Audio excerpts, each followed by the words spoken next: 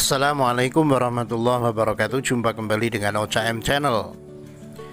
Koar-koar dana haji, kasihan. Borok Rizal Ramli dibuka JK, dapat jabatan karena kasihan. Rizal Ramli terang-terangan ngomong blak-blakan tanpa ngerem. Dana haji tunai tersisa cuma. Wartaekonomi.co.id. Koar-koar dana haji, kasihan. Borok Rizal Ramli dibuka JK, dapat jabatan karena kasihan. Dalam sebuah wawancara dengan wartawan senior Karni Ilyas beberapa waktu lalu, Yusuf Kala atau JK menguak apa yang dilakukan Rizal Ramli untuk bisa menjadi salah satu menteri di kabinet Jokowi. Dia mengatakan bahwa ekonom itu diberikan jabatan sebagai Menko atas dasar rasa kasihan semata. Waktu zaman Jokowi tidak pernah diperhitungkan juga.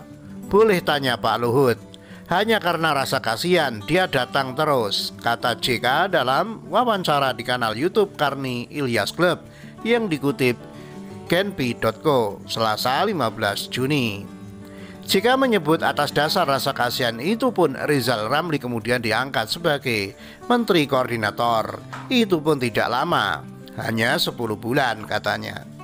Politisi senior Golkar itu pun membongkar tindak tanduk Rizal Ramli selama jadi menteri. Dia dikatakan jarang mau hadir saat rapat menteri. Tidak hadir kalau dipanggil rapat, hanya dikirim dirjennya saja, papar JK.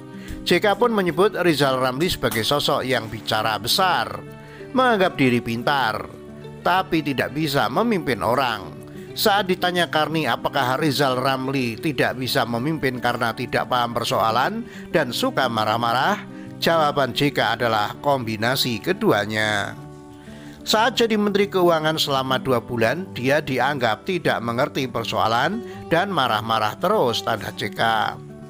Sebagaimana diketahui, nama Rizal Ramli mencuat usai dirinya mempertanyakan absennya Indonesia dalam penyelenggaraan haji 2021. Dia menganggap dana haji yang terkumpul telah dialihkan pemerintah ke infrastruktur. Rizal Ramli terang-terangan ngomong blak-blakan tanpa ngerem. Dana haji tunai tersisa cuma.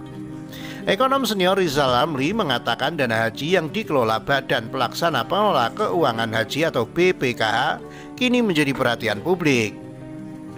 Pasalnya, setelah 2 tahun tidak ada pemberangkatan calon jamaah haji, uang tunai yang tersisa hanya 18 miliar rupiah dari keseluruhan dana haji 120 miliar rupiah. Hal tersebut ia sampaikan dalam YouTube Karni Ilyas Club Senin 14 Juni. Iya, 18 miliar rupiah. Itu uang cash ya. Yang lain itu dalam bentuk deposito. Nah, ketahuan 1 bulan, 1 tahun katanya. Lebih lanjut, ia menyebut dana haji dalam bentuk deposito tersebut kini tengah dipinjam oleh pihak bank dengan bunga rendah. Ini sumber bunga murah, makanya bank-bank pada minta 1 tahun, katanya lagi. Selain itu, ia juga membeberkan kebutuhan anggaran pelaksanaan 1 kali ibadah haji sekitar 15 triliun rupiah.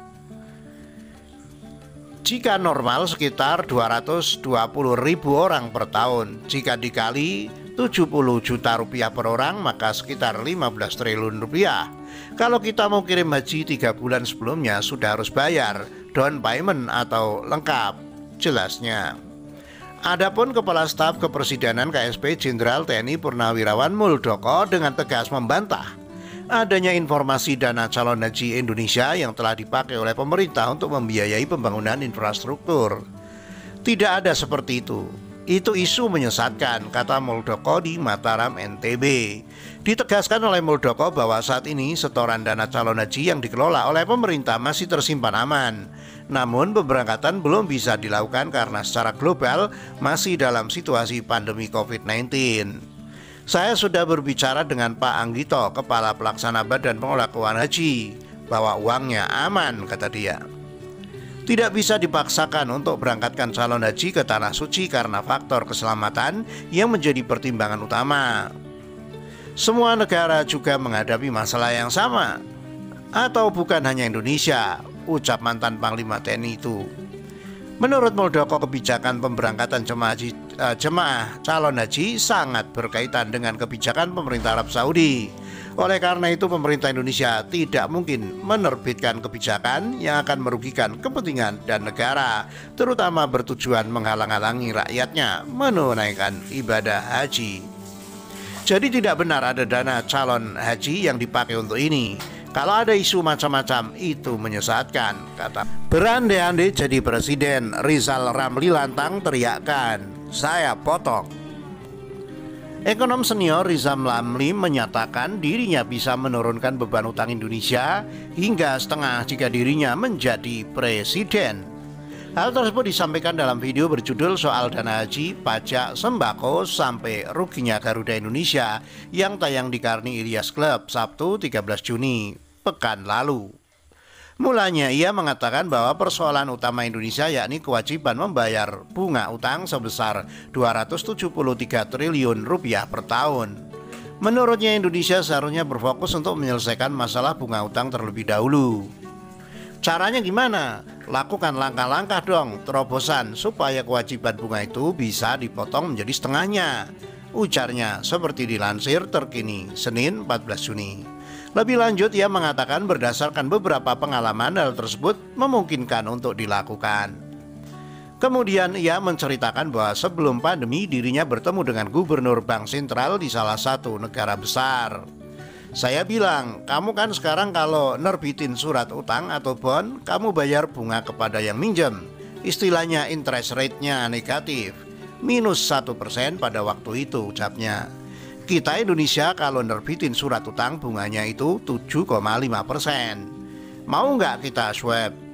Kamu ambil surat utang kita, saya kasih bunga kamu plus 1%, lanjutnya. Menurut dia, gubernur bank sentral tersebut menyetujui atas penawaran yang ia berikan. Dan biasa itu, loan yang bunga tinggi kita tukar dengan yang bunga murah kan, katanya. Ia juga menceritakan pengalamannya saat menjadi menteri koordinator di zaman Presiden Gus Dur. Saya lakukan yang pertama di negara di dunia, yaitu tukar hutang dengan hutan, istilah kerennya debt to nature swap. Waktu itu sama Jerman, bebernya. Sambungnya, Jerman adalah negara yang suka mengkritik Indonesia sebagai negara perusak lingkungan.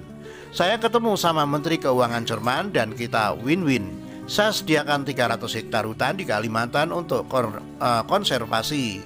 Kamu potong hutang Indonesia 600 juta dolar. Kita lakukan dalam 5 tahap, jelasnya. Lanjutnya ia kemudian menyinggung masalah lingkungan saat ini adalah persoalan nomor 1 di dunia. Karena itu metode yang ia lakukan dulu bisa dilakukan lagi saat ini. Ia pun menceritakan bahwa pada saat lebaran hari ketiga dirinya didatangi teman-temannya dari Amerika Serikat.